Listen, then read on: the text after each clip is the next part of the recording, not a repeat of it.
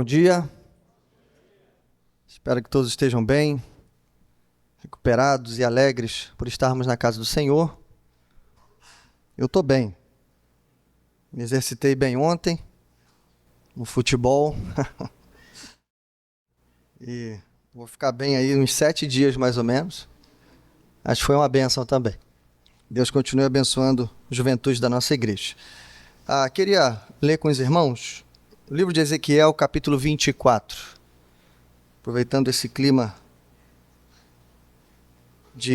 em que falamos da santidade de Deus, já estamos desde o primeiro momento do culto falando de arrependimento. Então eu quero ler com você alguns versos do capítulo 24 e fazermos essa exposição. Enquanto você abre, o tema se chama Chamados para Desfazer Ilusões. Chamados para Desfazer Ilusões. Ezequiel 24. Inicialmente a gente vai ler só os 2 primeiros versos, verso 1 e 2, mas deixe sua Bíblia aberta que hoje a gente vai usar ela. Diz assim o texto: No 10º dia do 10º mês do 9º ano, a palavra do Senhor veio a mim. Disse ele: Filho do homem, registre esta data, a data de hoje, porque o rei da Babilônia sitiou Jerusalém exatamente neste dia. Vamos orar mais uma vez? Pai, obrigado, Senhor, por estarmos em Tua casa. Obrigado, Senhor, pela graça de louvar-Te, Senhor. Obrigado por cada família que pôde estar aqui essa manhã. Cremos que o Senhor tem uma palavra, Senhor, para os nossos corações.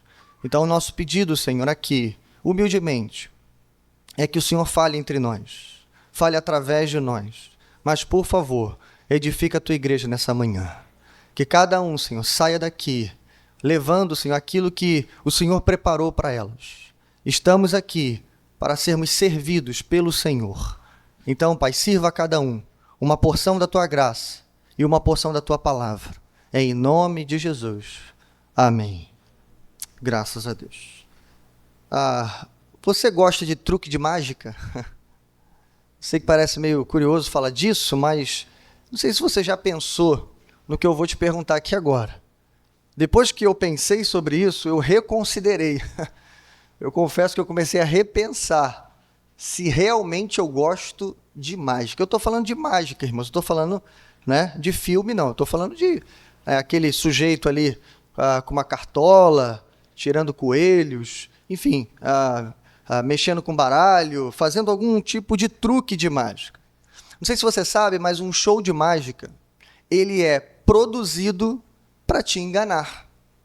Literalmente, cada passo, cada momento, cada coisa que acontece ali é pensado para desviar a sua atenção.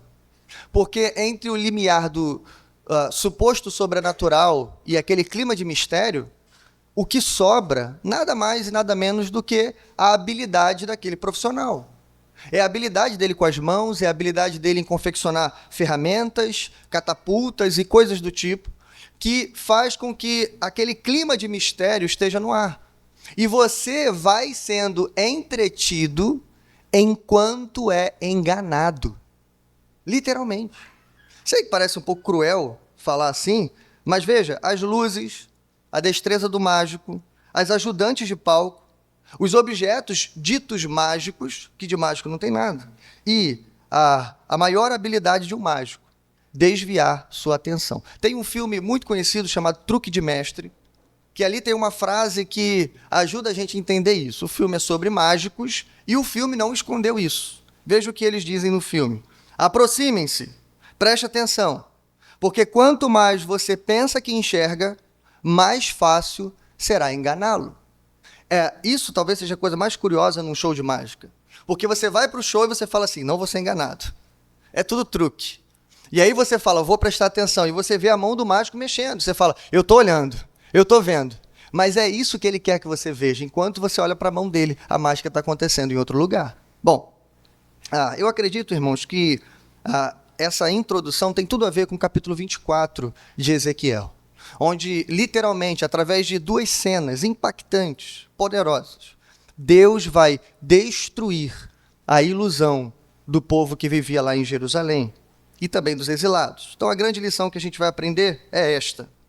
O capítulo 24 de Ezequiel nos chama a desfazer as ilusões confortáveis do mundo e a encarar a realidade do juízo divino. Assim como Ezequiel foi um porta-voz da verdade divina, a igreja hoje é chamada a romper com as falsas seguranças oferecidas pelo mundo, alertando sobre a seriedade do juízo de Deus e convocando todos ao arrependimento genuíno.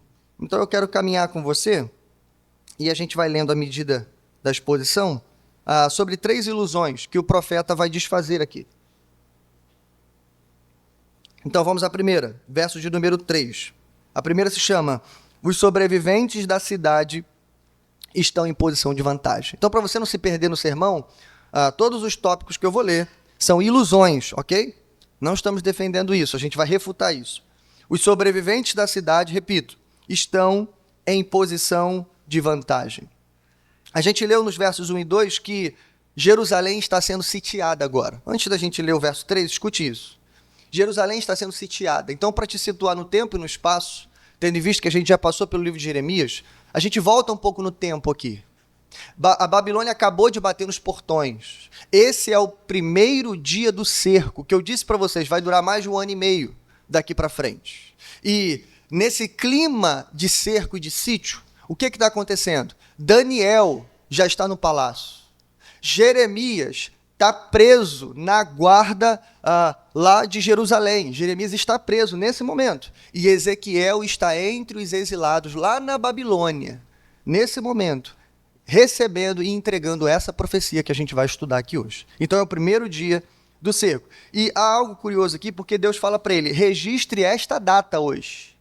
Sabe por que disso, irmãos? Já dando aqui, antecipando alguma coisa, no final desse capítulo você vai ver que um sobrevivente vai conseguir fugir de Jerusalém. Durante o cerco, no final do cerco, a gente não sabe muito bem. Mas ele vai conseguir fugir da destruição. Quando ele fugir, ele vai correr lá para a Babilônia, para o meio dos exilados, daqueles que lá estavam, e vai contar o que aconteceu em Jerusalém. Não sei se você sabe, mas nessa época não tinha celular, não tinha correio eletrônico, não tinha como saber o que estava acontecendo lá dentro da cidade com aqueles sobreviventes. Mas aquele fugitivo vai correr e vai contar tudo. O que vai acontecer quando ele chegar lá na Babilônia? A palavra que Ezequiel profetizou será confirmada como verdadeira. Porque imagina, Ezequiel está aqui na Babilônia dizendo: olha, a cidade acabou de ser cercada lá. Mais ainda, não vai ser só um cerco comum. Nós não vamos vencer. Nós vamos ser totalmente destruídos. Aí todo mundo, vai duvidar do profeta, mas daqui a pouco vai vir alguém que vai confirmar essa palavra. Por isso, inicialmente, Deus está dizendo: registre esta data, porque logo, logo, isso tudo vai se confirmar. Vamos ler do verso 3 ao 5? Diz assim: conte a essa nação rebelde uma parábola e diga-lhe: assim diz o soberano Senhor, ponha a panela para esquentar, ponha para esquentar e coloque água nela. Ponha dentro dela pedaços de carne, os melhores pedaços da coxa e da espádua. Encha com o melhor desses ossos. Apanhe o melhor do rebanho, empilhe lenha debaixo dela para os cozinhar. Faça-as ferver a água e cozinhe tudo o que está na panela.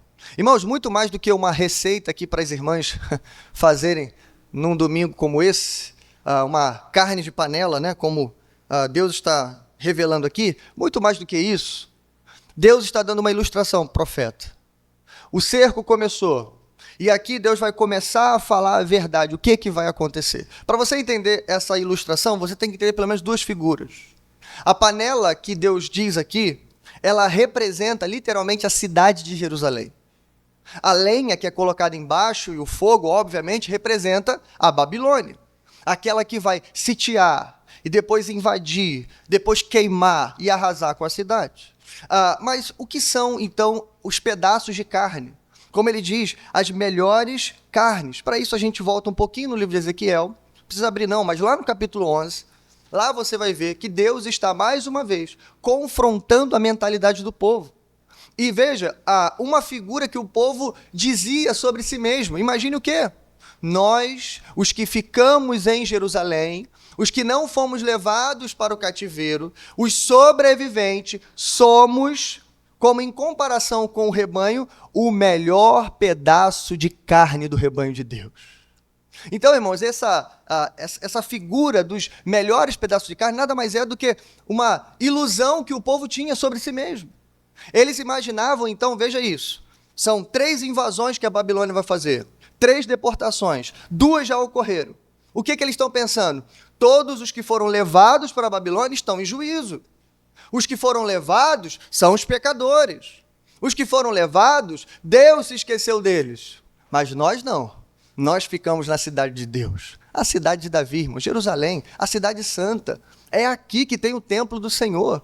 Deus está do nosso lado. Irmãos, deixe-me dizer aqui, é o exato oposto disso. Eles estão tão iludidos, tão enganados, que o que está acontecendo aqui agora é o exato contrário do que eles estão dizendo. Ainda no capítulo 11, deixa eu ler aqui 2 versos para você, verso 15 e verso 16. Olha o que Deus diz desse pensamento, olha isso.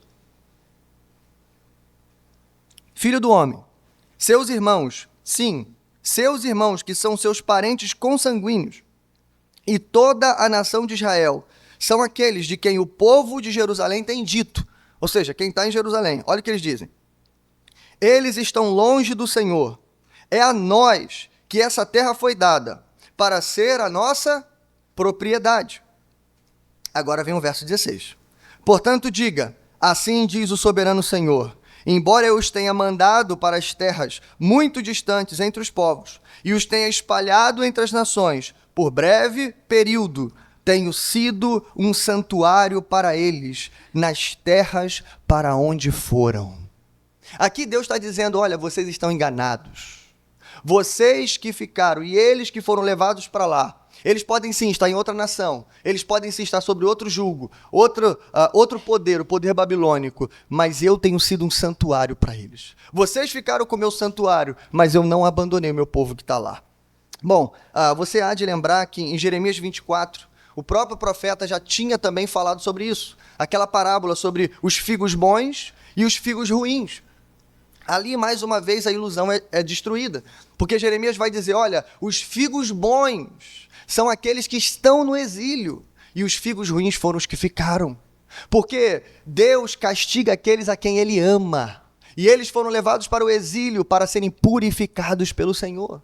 Então é melhor sofrer um pouco, mas ser moldado pelo poder do nosso Deus. Bom, aqui, irmãos, a gente consegue perceber que essa primeira ilusão que Deus está desfazendo, nada mais é do que algo que eu chamo de o eleito convencido.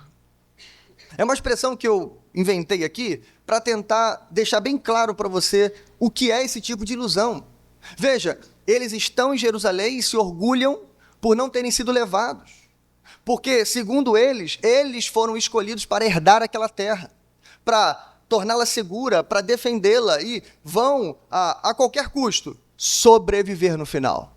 Deus não vai destruir. Por quê? Porque Ele deixou os seus escolhidos aqui na terra. Isso, irmãos, nada mais é do que a ilusão do eleito convencido.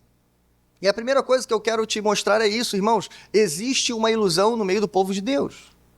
Antes de falar das ilusões que o mundo tem mantido e defendido, deixe-me falar dessas ilusões. Inicialmente eu vou falar sobre elas. As ilusões que há no nosso meio. Existe gente no nosso meio, pessoas, irmãos, amigos, enfim, conhecidos, cristãos, que compreenderam e estudaram a doutrina da eleição. Especialmente nós que somos ditos reformados, que somos herdeiros da reforma, que defendemos a Escritura Sagrada, que não temos medo de falar predestinação. E alguns se dizem eleitos e se orgulham por isso. Parecido com exatamente esse povo, eles dizem coisas como, nada me atingirá, porque sou um eleito de Deus. Posso fazer o que quiser. Por quê? Porque Deus sempre me perdoa. Estou seguro. Por quê? Porque eu tenho certeza da minha salvação. E enquanto ele alimenta essa certeza, que nada mais é do que uma ilusão, como é que ele faz? Ele vive a vida a seu bel prazer. Na verdade, ele vive sua vida distante do Senhor. como o povo de Jerusalém, que era uma cidade sanguinária, que derramava sangue inocente, que praticava todo tipo de pecado, que estava sob idolatria, que o nosso texto vai dizer que a sua impureza era lascívia, e praticava isso a olhos nus, em plena luz do dia. E ainda estavam batendo no peito dizendo, não, mas nós somos os eleitos, por isso vamos sobreviver. Isso nada mais é, irmãos, do que o que eu chamo de a síndrome do eleito convencido. Você lembra, para que alguém seja um eleito, em primeiro lugar ele tem que ter sido escolhido por Deus na eternidade. Não se fabrica um eleito, não se faz um eleito. A igreja não pode fazer um escolhido. Você não pode se tornar um escolhido. Isso é coisa de escolhido convencido. É alguém que se convenceu no meio do caminho. Eu sou um escolhido. E sem aqui querer te colocar em terreno bagunçado, não é esse meu objetivo, mas veja, Deus nos chama na eternidade. Ele nos escolhe na eternidade, mas a escolha dele se manifesta no tempo e no espaço. Ou não é verdade para você? Que houve um dia em que você ouviu a pregação do Evangelho, aquilo tocou teu coração de uma forma irresistível e você confessou os seus pecados, foi ou não foi? Naquele dia você abandonou a sua antiga vida e se voltou somente para o Senhor. Existe um marco na nossa vida, existe um antes e um depois. Você era de uma maneira, agora você é de outra maneira. Você vivia numa antiga vida, agora você vive numa nova vida. Sabe o que é isso, irmãos? Isso não é alguém que se convenceu, é alguém que se converteu. Esse é o eleito e chamado do Senhor. O grande pregador batista Spurgeon dizia uma frase muito famosa, onde ele falava que na Bíblia não contém o nome dos eleitos. Porque vem aquela pergunta, então, pastor, como é que eu sei que eu sou um eleito? A Bíblia não é o livro que traz o nome dos eleitos, mas Spurgeon dizia, é o livro que traz o caráter dos eleitos. É ali onde você vai olhar para a lei de Deus, onde você vai olhar para os mandamentos do Senhor, para toda a santidade e pureza do povo de Deus, e você vai ver, aqui está, sou parte do povo do Senhor. Faço parte desse povo maravilhoso. Escute as palavras finais de João Batista e do Senhor Jesus. Veja, João Batista diz em Mateus 3,9, não pensem que vocês podem dizer a si mesmo, Abraão é nosso pai. Pois eu lhes digo que, destas pedras, Deus pode fazer surgir filhos a Abraão. O judeu aqui se alegrava e se confiava de que, pode acontecer o que for, meu amigo, eu sou filho de Abraão. Você pode falar o que quiser, arrependa-se, batize-se, corra para Jesus, ali está o cordeiro, não importa, eu sou filho de Abraão. João Batista está dizendo, olha só, não há nenhuma garantia de você ser filho de Abraão, porque até dessas pedras Deus pode fazer surgir filhos a Abraão. Bom, Jesus disse algo parecido em João 8,39. Abraão é nosso pai. Responderam eles. Disse Jesus, se vocês fossem filhos de Abraão, fariam as obras que Abraão fez. A segunda observação que quero fazer ainda nesse tópico é a arma mais perigosa do diabo, irmãos, é o auto-engano. A arma mais perigosa do diabo é fazer você acreditar ser uma coisa que você não é. Aqui eu concluo, inclusive, o seguinte, que o objetivo maior de Satanás não é tornar você ímpio, não é pegar uma pessoa e transformar a vida dela numa total impiedade, mas é literalmente torná-lo um ímpio que se acha bom e merecedor. Esse, irmãos, é o pior tipo de engano que existe, é o pior tipo de pessoa. Porque ela não só pratica iniquidade, ela pratica todo tipo de iniquidade, mas no final ela ainda se acha merecedora. Porque eu pratico pecados, mas não como eles. Eu faço certas coisas, mas não como os outros. E aí vai.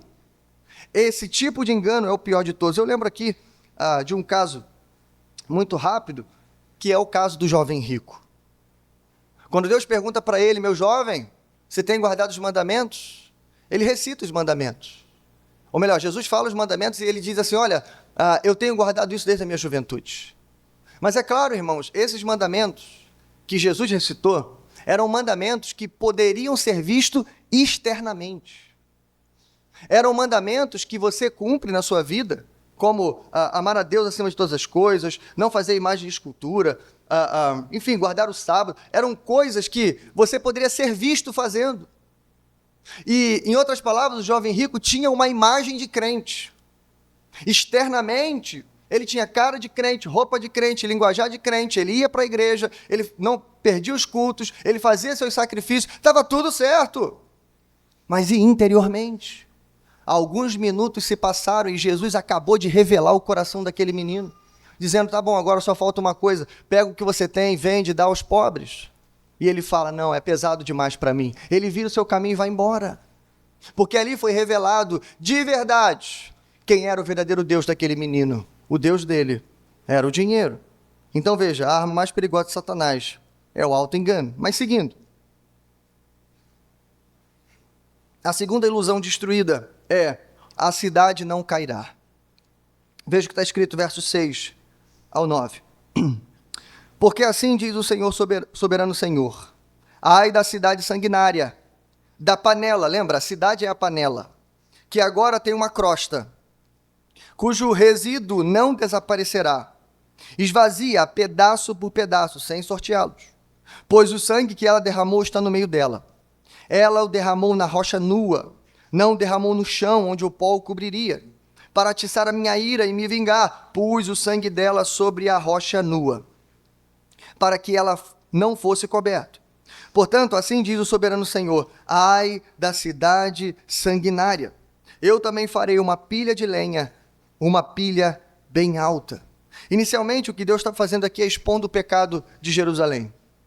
E dizendo, não, vocês não são escolhidos. Não, vocês não estão protegidos. Por quê? Porque o sangue, a cidade sanguinária, o sangue de vocês, não foi derramado sobre o pó, sobre a terra, onde o pó o cobriria. Foi derramado sobre a rocha nua. Isso é uma linguagem, irmãos, para dizer que o pecado de Jerusalém era flagrante. Era um pecado visível a olhos nus, à luz do dia. Eles não, a esse ponto, eles não procuravam nem esconder o pecado. A coisa já estava tão perdida, já estava tão imunda, que o pecado era cometido a olhos vistos. Esse era o estado do povo de Deus. E aí sim, a segunda parte agora dessa imagem vai mostrar para a gente o que vai acontecer com a panela. Se eles estão dizendo a gente vai sobreviver, olha o que diz o verso 10. Por isso amontoem lenha e acendam o fogo, cozinhem bem a carne, misturando os temperos e reduzam os ossos a cinzas. Ponham depois a panela vazia sobre as brasas, para que se esquente até que o seu bronze fique incandescente e as suas impurezas se derretam e o seu resíduo seja queimado. Então, perdi aqui. Isso, seja queimado e desapareça. Peraí. Mas ela frustrou todos os esforços, nem o fogo pôde eliminar seu resíduo espesso. Então, o que Deus está dizendo aqui, de forma muito clara, irmãos, a panela foi para o fogo, a lenha se aumentou. Esse sítio não será apenas um cerco, a cidade será totalmente destruída. Bom, irmãos, e qual era o problema que estava acontecendo?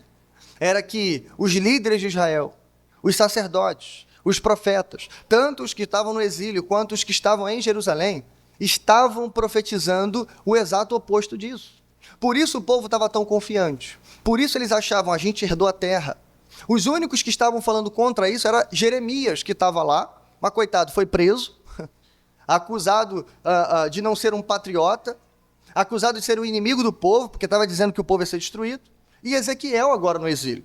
Mas o restante estava dizendo como no capítulo 13, verso 10 de Ezequiel, por fazerem o meu povo desviar-se ao dizerem paz, quando não há paz. E porque quando é construído um muro frágil, eles passam cal. Veja, irmãos, esse era o nível de profecia que era dito naqueles dias. Eles diziam paz quando não há paz, e quando o muro estava rachado, fraco, sabe o que eles faziam? Passavam cal no muro. Isso é literalmente disfarçar, enganar, iludir o povo, dizendo, não, a cidade vai resistir, estamos protegidos atrás das muralhas, vai dar tudo certo, a cidade não cairá. Bom, resta-nos fazer uma pergunta para nós aqui hoje. Será que também não achamos que estamos protegidos e seguros atrás das paredes da igreja local? Será que não há no nosso sentimento algum traço de orgulho por fazermos parte de uma igreja tradicional, reformada, um hall de membros, por alguns anos, por muitos anos, por muito tempo? Será que não há dentro de nós algum tipo de segurança, porque, afinal, eu fui reconhecido como cristão. Não sei se você sabe, mas quando você é recebido em assembleia, nada mais é do que uma contestação da igreja local. Não é o pastor Miguel que decide isso, é a igreja, cumprindo as palavras de Jesus que o que tiver sido ligado na terra terá sido ligado no céu. É assim que você é recebido numa igreja local. A igreja identifica os frutos que há em você, frutos dignos de arrependimento, e a igreja confirma a sua conversão. Eis aqui um regenerado. E quando a igreja diz amém, quando te recebe aqui, a igreja está dizendo, confirmamos a salvação em Cristo Jesus dessa pessoa. Em outras palavras, a gente está confirmando que você é um eleito. Mas deixa eu te dar uma notícia, irmãos, não tão agradável assim. A igreja pode errar. Todos os comentaristas dizem isso. De Mark Dever a Jonathan Lima, todos. A igreja, infelizmente, pode errar. Sim, o que tiver sido ligado terá sido ligado no céu, mas também o que for desligado na terra será desligado no céu. Com o passar do tempo, os frutos vão aparecendo. O odor, o fedor de carniça vai aparecendo. O cal que foi passado no muro vai, como diz a própria profecia, Deus fala que vai mandar uma chuva lá naquela profecia. A chuva, sabe o que ela faz? Ela tira o cal da parede e as imperfeições aparecem. Quando isso acontece, a igreja corrige o seu erro. Por quê? Porque Deus deu outra ferramenta para a igreja, chamada disciplina. Naquele momento, aquela pessoa tem que ser removida do hall de membros. Então, deixe-me dizer isso, estar ou pertencer a uma igreja local não te dá segurança. Bom, segundo lugar, eu pergunto, será que as igrejas e os pregadores de hoje também não estão alimentando a ilusão do que eu chamo de eleição associativa? Porque essa ideia de estou seguro e salvo porque faço parte da igreja é diferente do eleito convencido, mas é uma espécie de eleição por associação. Ou seja, porque eu estou no meio de vocês, eu sou eleito.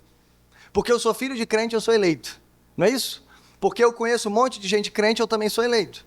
É uma espécie de eleição associativa. E aí eu digo, será que as igrejas e os pregadores de hoje não estão contribuindo para isso? Afinal, irmãos, você entra numa igreja, você assiste pela TV ou pela internet, e o que você vê ali? Amaciadores de ego, teologia do bem-estar, teologia do triunfo, teologia da prosperidade. Claro, irmãos, a gente continua falando dessas coisas, mas tudo isso mudou de nome, viu? Tudo isso mudou de nome. Teologia da prosperidade agora se chama teologia coaching. Ok? A teologia do bem-estar se chama teologia da autoajuda. Inteligência emocional. É isso, a gente vai mudando de nome, autogoverno e por aí vai. Mas é tudo a mesma coisa e vai continuar se repetindo e mudando de nome. Tudo isso serve para dizer, você tem o controle, você tem a capacidade. A sua vida só depende de você. É isso que a Escritura diz, irmãos. No nível mais profundo, você consegue controlar suas emoções? No nível mais profundo, é sua mente que está no controle? Não. É o Espírito Santo que governa o seu coração. É Ele que te dá as qualidades do fruto, como, por exemplo, o domínio próprio. É Ele que faz você vencer as dificuldades. Mas veja, o que a igreja faz hoje, de modo geral, é a pior coisa que pode acontecer com um crente. Talvez a segunda pior. Eu disse, primeiro, o auto-engano. E segundo lugar, isso aqui. É você achar que está tudo bem, quando na verdade está tudo mal. Se a primeira coisa, talvez a primeira arma de Satanás, é produzir um auto-engano naquele que é ímpio e acha que justo, a segunda coisa, e o segundo pior problema que pode acontecer com a gente, é alguém subir aqui no púlpito, usar esse microfone e ficar pregando para você, olha, tá tudo bem, a paz, só a alegria, vai dar tudo certo, a gente vai vencer, vai ser tudo mil maravilhas. Enquanto, infelizmente, as coisas não estão tão boas assim. A gente ainda não venceu todos os pecados. A gente ainda não chegou ao ponto de derramar o próprio sangue. A gente não está perseverando. A gente está orando pouco. A gente está lendo pouco. A gente está evangelizando pouco. Enquanto tiverem pregadores e pregadoras, como Ezequiel, como Jeremias, que estão dispostos a serem presos, surrados, jogados em cisterna, mortos, esquecidos no Egito, cerrados ao meio como Isaías, enquanto tiverem pregadores e pregadoras dizendo a verdade, irmãos, a gente pode glorificar o nome do Senhor, porque nós não estamos sendo enganados. Graças a Deus por isso. Bom, em terceiro e último lugar, então, para a gente caminhar para o fim, a partir do verso 15, a gente tem a última ilusão que Deus vai destruir, que é o templo não será destruído. Veja, verso 15. Veio a mim esta palavra do Senhor. Deixa eu beber água, irmão, porque o negócio aqui é pesado. Agora é difícil, hein? Filho do homem, com um único golpe, estou para tirar de você o prazer dos seus olhos.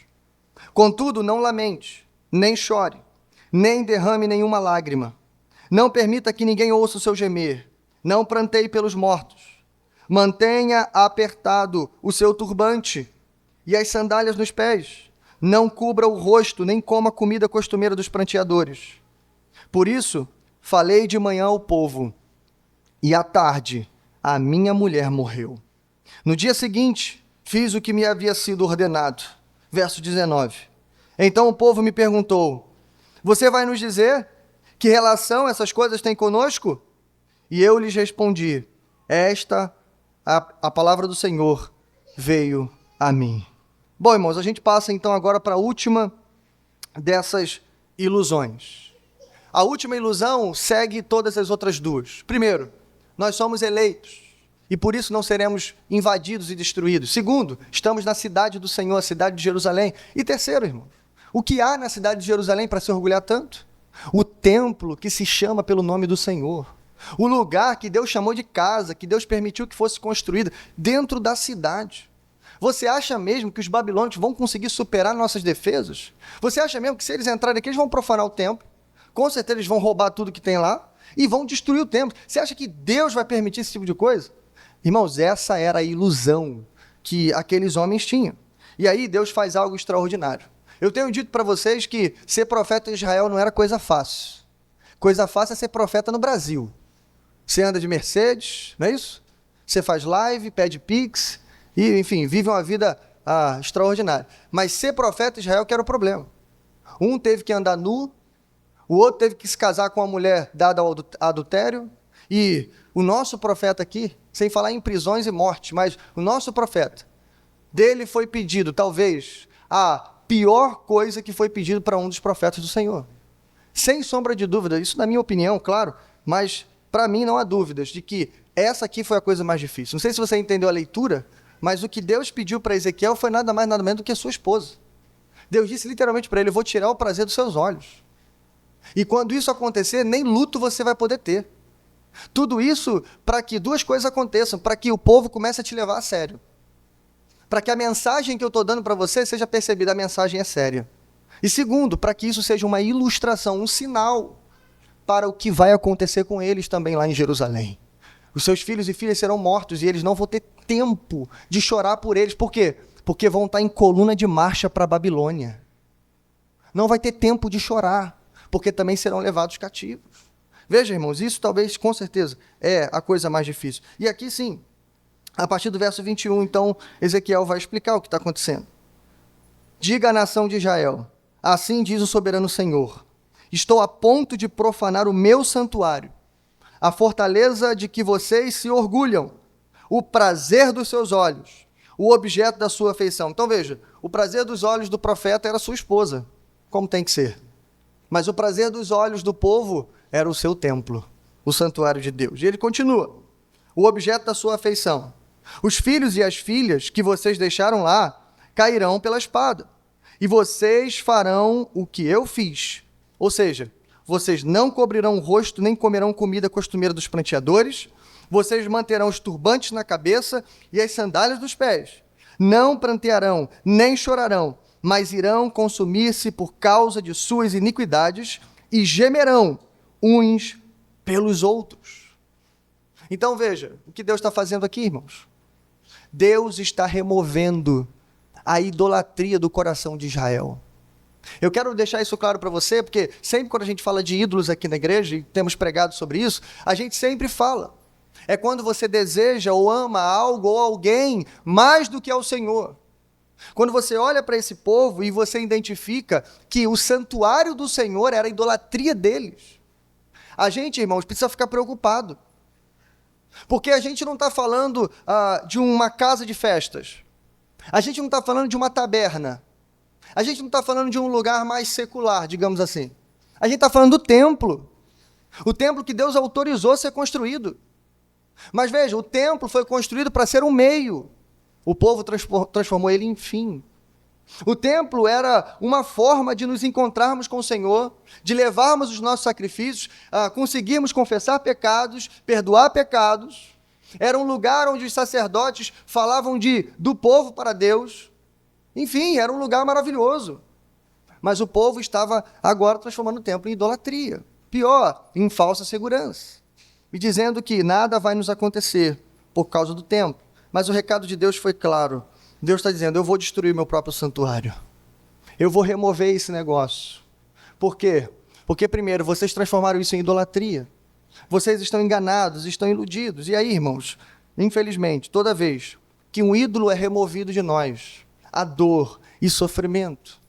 A gente chora, a gente fica triste, às vezes raivoso. E a gente nem sabe por quê. Mas porque um ídolo seu foi ferido. Quem dirá removido? É o que vai acontecer com o povo. Então, algumas aplicações rápidas para você. Cuidado com aquilo ou quem que tem sido o motivo do prazer dos seus olhos, o objeto da sua afeição. Ei, não há problema nenhum nisso. Sim, como eu disse, Ezequiel tinha o prazer dos seus olhos, a sua esposa. E de fato, para nós, irmãos, também é a nossa família. As coisas que Deus nos deu, as nossas amizades. A própria igreja do Senhor, a PIB de Juscelino, o rebanho, os irmãos, as ovelhas, enfim. Tem tantas coisas boas da nossa vida, tanto que há tanto prazer diante dos nossos olhos, prazeres permissíveis, prazeres puros, que digo. Há tanta coisa boa. Mas o que a gente aprende aqui, em primeiro lugar, é cuidado. Porque todo prazer e todo objeto de afeição tem potencial para se transformar em ídolo. E não só tem potencial, como o nosso coração, irmãos, tem todos os mecanismos para transformar aquilo ali em ídolo. Lembra? O nosso coração é uma fábrica de ídolos, disse o reformador. Então, cuidado com isso. Segundo, geralmente, uma falsa segurança se transforma num ídolo. Porque se aquele objeto de prazer agora também é a sua segurança, pronto, é a fórmula perfeita. Acabou-se de criar um ídolo no seu coração. Se você olha para o seu pai, se você olha para a sua mãe, se você olha para o seu esposo, para a sua esposa, e você diz, não, ali está o meu porto seguro. Ele é a razão da minha vida. Cuidado com essas frases. Às vezes a gente fala da boca para fora, mas cuidado. A razão da sua vida é Jesus Cristo. Porque se não fosse por ele, nem seu esposo estava vivo. Nem seu pai estava vivo, nem sua mãe estava vivo. Se não fosse por ele, não teríamos a salvação. Se não fosse por ele, não teríamos perdão dos nossos pecados. O que cantamos aqui não teria acontecido. Ainda viveríamos com a culpa pesando sobre os nossos pecados. Mas ele morreu para remover a culpa, irmãos. Ele morreu por nós. Bom, como diz Hebreus capítulo 6, verso 19, escute isso. Temos esta esperança, como âncora da alma, firme e segura, a qual adentra no santuário interior por trás do véu, onde Jesus, que nos precedeu, entrou em nosso lugar, tornando-se sumo sacerdote para sempre. Ei, qual é a tua âncora da alma? Em quem tu tem ancorado a tua vida? Aqui, o autor não deixa engano, ele diz, Jesus é a âncora da alma. Ele é o nosso porto seguro, ele é a razão da nossa existência. Bom, mas para encerrarmos, me ajude lendo os últimos versos, verso 24 ao 27. Diz assim, Ezequiel será um sinal para vocês. Vocês farão o que ele fez. Quando isso acontecer, vocês saberão que eu sou o soberano Senhor. E você, filho do homem, no dia em que eu tirar deles a sua fortaleza, a sua alegria e sua glória, o prazer dos seus olhos, e também seus filhos e filhas, o maior desejo de suas vidas, naquele dia, um fugitivo virá dar-lhe notícia. Naquela hora, sua boca será aberta, você falará com ele e não ficará calado, e assim você será um sinal para eles, e eles saberão que eu sou o Senhor. Você lembra que uma pergunta foi feita no finalzinho desse capítulo? Lembra? Quando a mulher de Ezequiel morreu, alguém dentre o povo faz uma pergunta, e a pergunta é o verso 19. Então o povo me perguntou, você não vai nos dizer que relação essas coisas têm conosco? Eu quero usar essa pergunta para encerrar esse sermão, como se vocês fizessem ela para mim. Tá bom, pastor, mas o que tudo isso tem a ver com a gente? A gente não está nem no exílio, nem em Jerusalém. Eu não tenho assim tanta confiança ou segurança porque sou membro de uma igreja local. Eu não tenho esse tipo de ídolo, eu não passei por esse tipo de coisa. Eu não tenho praticado essas coisas. Então, o que tudo isso tem a ver com a minha vida? Talvez você esteja nesse finalzinho de sermão se pensando isso. Então, deixe-me dizer 4 coisas que eu acho que tem muita conexão com a nossa vida, para a gente encerrar. Primeiro, somos o povo que trabalha ou deve trabalhar para desfazer as ilusões de um mundo que gosta de ser enganado. Eu falei para você, o título da mensagem é isso, chamados para desfazer ilusões. Ei, não é só Ezequiel que foi chamado para isso. Não é só Ezequiel que teve que perder para poder pregar esse tipo de mensagem. Você também. Nós também. Se eu preguei aqui e falei contra a igreja que tem alimentado ilusões, então nós precisamos ser a igreja que está destruindo ilusões. Falsas ilusões, falsas seguranças, falsos ídolos que têm sido criados. Tudo, parece que hoje, tudo que acontece na igreja nada mais é do que um show de mágica. Quando você visita uma grande igreja, uma mega igreja, parece que tudo ali é feito para te distrair. Eu confesso para os irmãos, quando eu vou e entro num lugar desse, eu não sei nem para onde eu olho. Quem dirá para o que eu presto atenção? Lembra do que eu disse, show de mágica, lembra? Tudo é feito para distrair sua mente. E você não consegue ver o que realmente está acontecendo. Infelizmente, irmãos, dói dizer isso, mas em muitos desses lugares, parece que Cristo está perdido lá dentro. Parece que a gente perdeu o norte, a gente perdeu o centro. Perdemos a simplicidade da mensagem. É tanta coisa para ver. Mas segundo, desfazer ilusões é um processo doloroso, porque o mundo gosta de estar obliterado. Lembra? O mundo não só está enganado, ele gosta de estar enganado. O pecado não é só um veneno, o pecado também é doce como mel. O pecado é prazeroso, o pecado apresenta grandes realidades, o pecado engana. Então, estar vivendo em seu pecado, estar vivendo uma mentira, estar vivendo uma ilusão, só é ilusório para quem está de fora. Mas para quem está dentro daquela bolha ali, está tudo bem. Lembra que eu disse? Está tudo bem. Então, o problema é quando você vai agora como um cristão, como um profeta do Senhor, vai pregar contra aquela ilusão. Sabe o que vai acontecer? Prisões e cadeias, cisternas. Você não será ouvido. Muito provavelmente você será tratado como alguém do passado, alguém desatualizado, alguém que precisa estudar, alguém que não leu todos os filósofos, alguém que está, enfim, vivendo numa ilusão, que é a fé cristã. Enfim, você não será bem tratado. Há algo, irmãos, que muito se tem dito hoje sobre os pregadores, sobre nós que estamos no púlpito pregando e anunciando a palavra do Senhor, que é que a vida do obreiro será uma vida maravilhosa.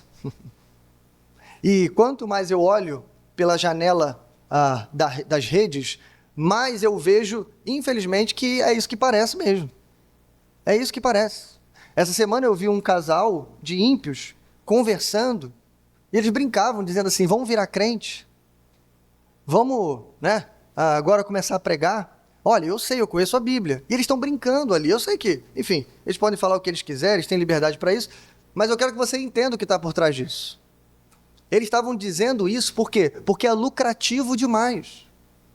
E é essa a ideia que o mundo tem hoje daqueles que estão ali, irmãos, na fama, pregando, enfim, anunciando a palavra de Deus.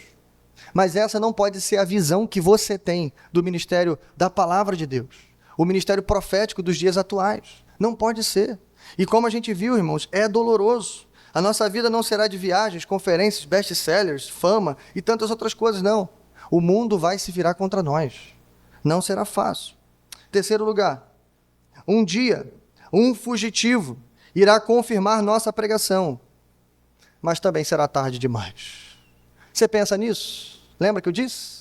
Quando terminar a invasão, Jerusalém for destruída, o povo que está no exílio ainda não sabe. Um fugitivo vai sair de lá correndo. Imagina esse homem chegando lá, desesperado, destrambelhado, suado, e as pessoas dizendo, olha, como é que você chegou aqui? E ele dizendo, Jerusalém caiu, Jerusalém caiu.